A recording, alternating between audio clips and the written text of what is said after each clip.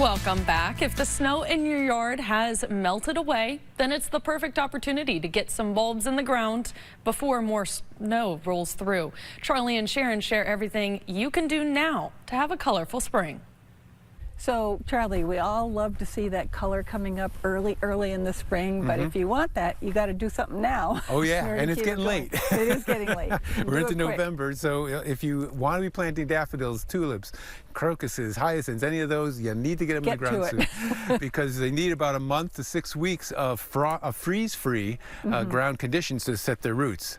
But that being said, I've planted tulips in December and they still bloom. And they still came up? So okay. There is time. Yeah. There's a couple different ways to do it. If you want that big splash like you see at public gardens of all tulips or all daffodils, then you want to dig a hole. Yeah. A big hole. Yeah. I dug a small one here, but to give you the idea.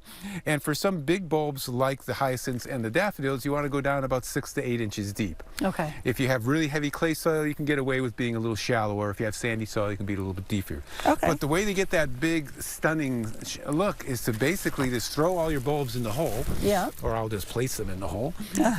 But put them close together. That's really the key. Putting them close together will enable the flowers to come up together. There'll be a big clump. And there'll be a big clump of, in this case, golden daffodils. Ooh, nice. Ooh, we like golden daffodils, right? And daffodils are great because, of course, the mice and the voles don't like them. Right. Interested. And, of course, you always want to have your pointy side facing up like that. Yeah.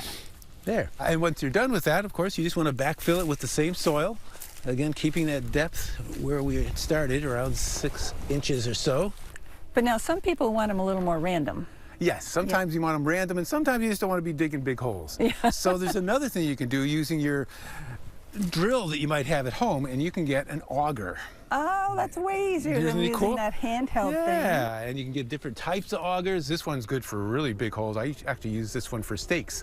So I want a bulb right here. I just put my auger right there and drill down. About 6 to 8 inches or so. Put it in there, cover it up. That's all you have to do.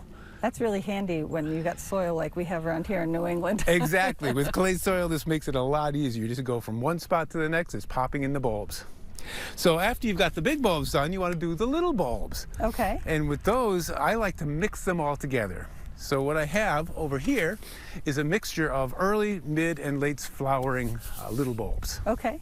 All right, we have a bowl of little bulbs here. Yes, we planted the big bulbs. Let's plant the little bulbs. Okay. And it's nice to mix them together because, like I was saying, with snowdrops, they're going to be really early bloomers. That's one of the bulbs that are in there. Can you pick up a snowdrop? Okay, they're the little beanie ones, They're the little right? beanie ones, Yeah, there. They're really cute and they'll last forever. They go and they spread. They're really nice to have. They'll be blooming when it snows. And they spread. Yeah, they do spread. Yeah, oh yeah. And then we also have crocuses in there. Of course, those will come a little bit later. Yep, those are a little bit bigger, but you can tell there's still a little bulb. Yeah. And then finally, for the ones in late spring, will be anemones, These which are weird. called windflowers. Yeah, they don't even look like a bulb. They look like something you're going to eat. But they're beautiful little flowers that look like daisies in all different kinds of colors. All three of these bulbs are perennials. They're hardy. They spread. They're great to have in the landscape. Okay. And if you have the three ones blooming at different times, you'll get weeks of color from one little spot. Okay. So you just mix them all together like that, and then you dig a hole. And with little bulbs, of course, they don't need very deep hole. Right. It only needs to be about 2 inches or so deep. Okay. So I'm just going to dig down around here in a nice spot that's going to be obvious from the house so that we can enjoy them. And then you can just pour them in there. All right. And what I'll do is, as you're doing that, I'm going to just make sure that it's pointy side up again. It's going to be a little tedious. I'm not sure how important it is, but it makes me feel better. And you just cover them over with a couple inches of soil. And next spring, these are going to pop up even when the snow is out, and you're going to have beautiful color in your yard. Just when you really need it. Exactly.